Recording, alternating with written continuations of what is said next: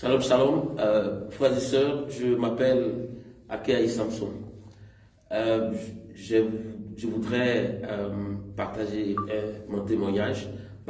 Avant le témoignage, je veux prier. Je veux demander au Seigneur de pouvoir guider mes pas.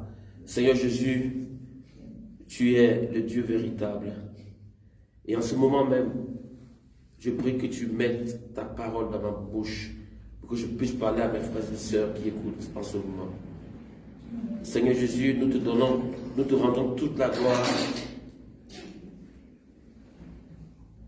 Nous te rendons tous les honneurs et la gloire. Dans ton nom puissant, Seigneur Jésus, j'ai prié. Amen.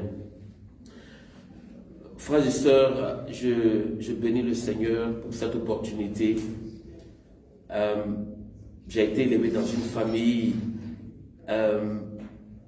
où mon père, chaque année adorait, on faisait ce qu'on appelle la fête des ignames. Et parmi nous, frères et sœurs, il y avait d'autres qui se mettaient en blanc, et puis nous autres, on ne se mettait pas en blanc. Et j'ai grandi comme ça, et puis après, je suis devenu catholique.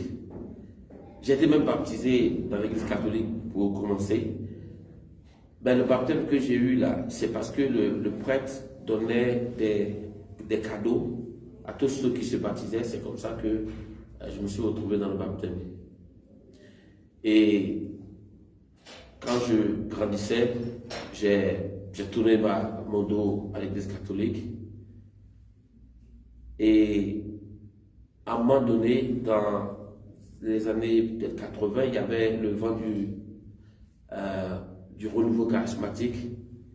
Et c'est comme ça que, par d'autres personnes, je suis entré en contact avec l'Église catholique encore.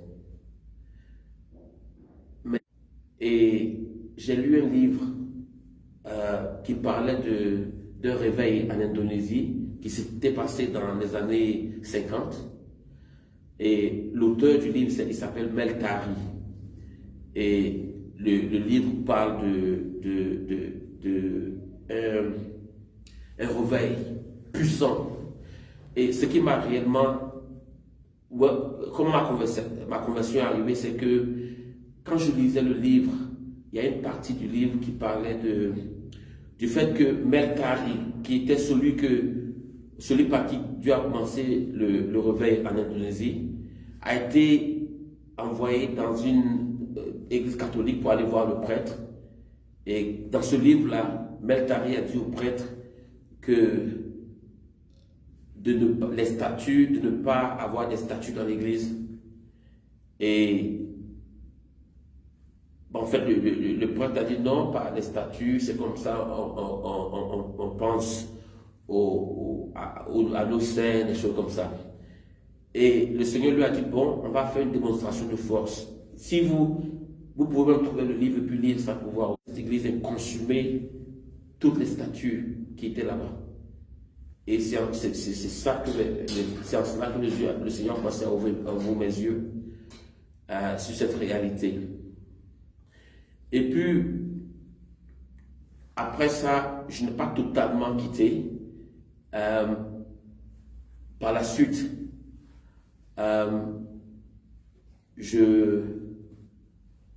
Attends, j'ai oublié quelque chose. Il y a eu un moment où je passais des examens que je ne réussissais pas, quoi. Je ne comprenais pas. Mes amis avec qui j'allais à l'école réussissaient à leurs examens et moi, ça ne marchait pas. C'est comme s'il y avait un nuage noir autour de moi.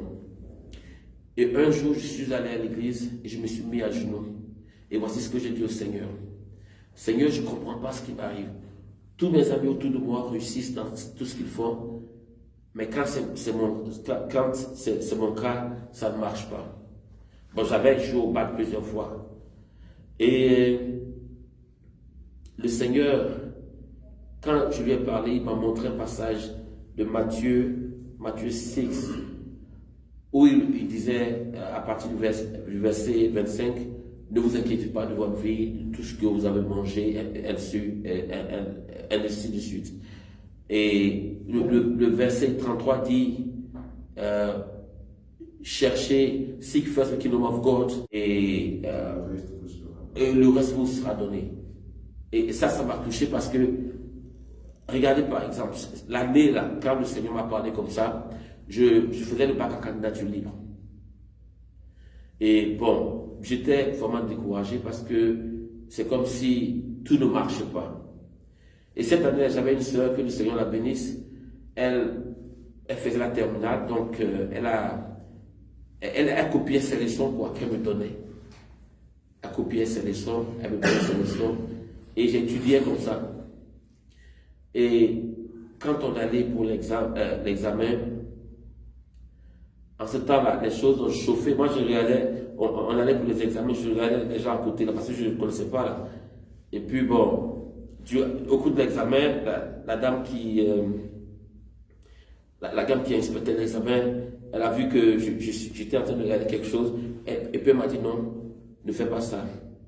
Donc, elle m'a même permis de continuer à faire l'examen. J'avais des papiers comme ça, je voulais regarder, parce que bon, et puis elle m'a retiré ces papiers. Et puis à partir de là, bon, j'ai continué l'examen. Et même quand il y avait les oraux là, les oraux d'anglais et puis d'allemand, je suis allé, j'ai dit au professeur d'allemand, j'ai dit non, il faut me donner 0 parce que vraiment, j'ai oublié l'allemand, il y a longtemps que j'ai fait ça. Mais il m'a dit non, ne t'en fais pas, faut faire ça. Donc j'ai fait ça. Mais frères et sœurs, je veux vous dire que le Seigneur est trop merveilleux. C'est que cette année-là, après beaucoup d'échecs au bac, quand on a fini le bac, on est allé, je faisais la série, il y avait seulement 2 admis. Et quand je suis arrivé là-bas, il y a un enfant qui a dit, mais il y a deux admis sur cette série-là. J'ai dit, bon, écoute, c'est pas possible parce que, et même ceux qui allaient à l'école, là, si leur nom n'est pas là-bas, moi, mon nom ne peut pas être là-bas. Et c'est dans cela que l'Esprit Saint m'a parlé. L'Esprit Saint m'a dit, va voir. Frères et sœurs, quand je suis allé voir, mon nom, c'était le 2e nom sur la liste. Mais ce jour-là, j'ai sauté. Il y avait quelqu'un que je connaissais, un des surveillants du collège, là. Il est vraiment grand, gros comme ça. Mais je l'ai embrassé, j'ai failli me faire tomber là. Bon, je rends la gloire à Dieu. Dieu a été très merveilleux. Et à partir de là, Dieu a commencé à ouvrir la porte pour moi. Et il m'a permis de faire un BTS par sa grâce. Et Dieu aussi a payé mes cours pour faire le BTS à Gitel Formation au plateau. Et après ça, Dieu a permis que j'ai du travail. Donc je lui rends gloire à tout moment. Parce que si je veux parler de tout ça, on n'aura pas le temps de quitter ici. Mais ce qui est significant, ce qui est très important que je voulais dire, c'est que quand je travaillais, on était allé au nord pour travailler. Actuellement, c'était dans une église à Korogo. On était allé à Korogo. Et puis le dimanche, on était allé à l'église. Mais je pleurais. Et j'étais avec une collègue qui a dit, mais il y a quoi même? Qu'est-ce qui se passe? Et quand le service est fini, quand on sortait, l'Esprit Saint m'a parlé pour me dire, ce n'est pas ici que je t'envoie.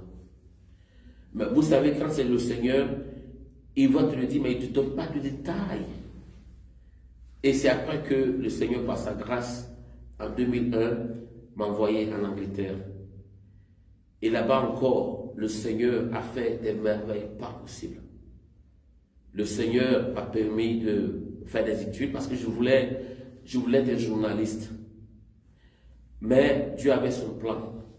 Et je me souviens de comment mon appel a été aussi confirmé, c'est que en 2004, pendant l'été, j'ai rencontré quelqu'un dans un supermarché. Et puis il m'a donné une invitation pour dire non, on a une église quelque part là. Viens, il y a un homme de Dieu qui vient des États-Unis. Ou un David. Donc, l'homme de Dieu parlait. Et puis j'ai dit au Seigneur, je lui ai demandé, Seigneur, si tu m'as vraiment appelé, il faut me le montrer. Et puis ce qui s'est passé, c'est que l'Esprit s'est parlé au monsieur et il a regardé dans l'assemblée, il a dit, jeune homme, avec la chemise blanche ou quelque chose comme ça, viens me voir.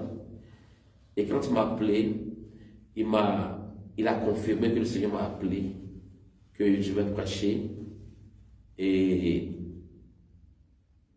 que le Seigneur est avec moi. Après ça, le Seigneur m'a conduit dans une église, une dénomination, je vais dire le nom. Ils ont été vraiment accueillants, cette dénomination, ils ont été accueillants. Et par sa grâce, par la grâce du Seigneur, je suis allé aussi à l'école publique. Ce que je voulais dire, c'est que avant d'aller au collège public, à ce temps-là, je n'avais pas le...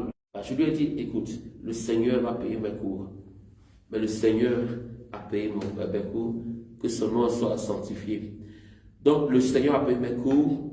Et puis, après, dans cette dénomination, par sa grâce, on m'a accepté pour faire la formation pour devenir pasteur. La formation s'étant déroulée comme ça s'est passé.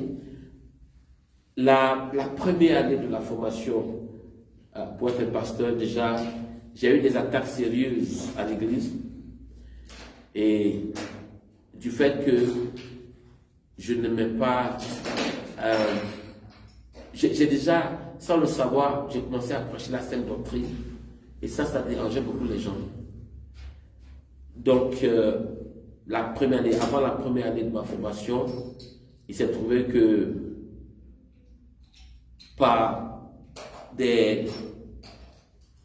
parce qu'à cause de certaines situations, on m'a enlevé du collège et de l'église.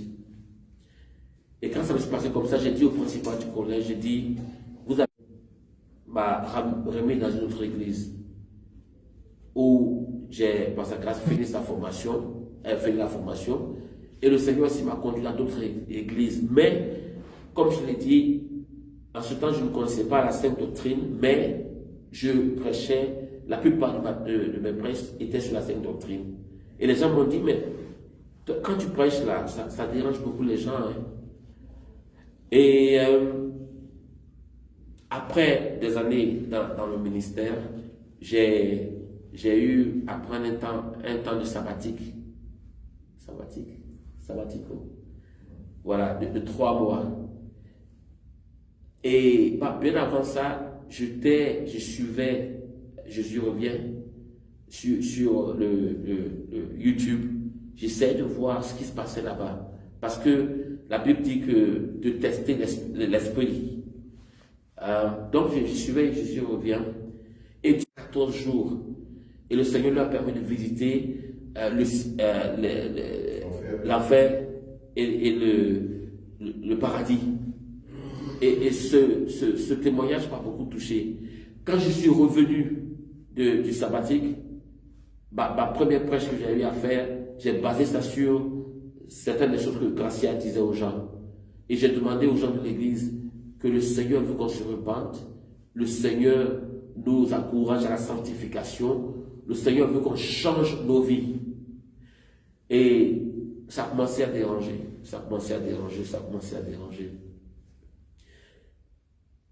Et par la suite des choses, j'ai senti que je devais prendre... je crois que le Seigneur a permis que je prenne une distance de cette église.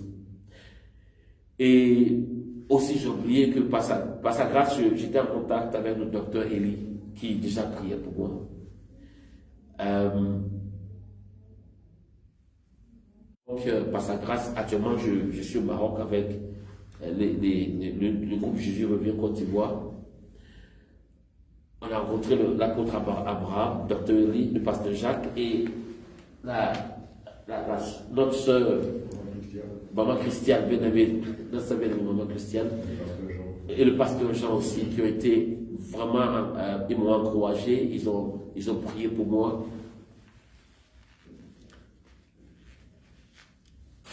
Ils m'ont encouragé parce que je souffrais de cette histoire de femme de nu, tout ça là. Je ne dormais pas bien. La nuit, des fois, on me donnait des choses à manger, des choses comme ça.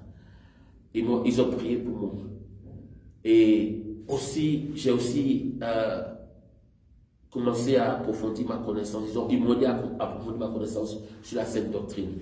Mes frères et sœurs, ce que je voulais vous dire, en toute sincérité, devant le Seigneur, la sainte doctrine, c'est la vérité, c'est la parole de Dieu. C'est que dans l'église, bon, les autres églises, c'est des choses qui ne sont pas nouvelles. La Bible dit que quand Jésus était né là, en ce temps, les bergers là, ils étaient en train de suivre les animaux, et puis c'était la période où les animaux donnaient, comment dire, give birth. Voilà, mettez pas, voilà. Mais quand tu vois dans la Bible, c'est pas en décembre. Donc, les enseignements que j'ai reçus, il faut que j'approfondisse ma connaissance sur la sainte doctrine. C'est la vérité. Tu sais, des fois, dans les autres églises, on a nos sœurs qui s'habillent en tenue décolletée, sexy, qui vont à l'église. Mais quand tu es pasteur, tu es dérangé.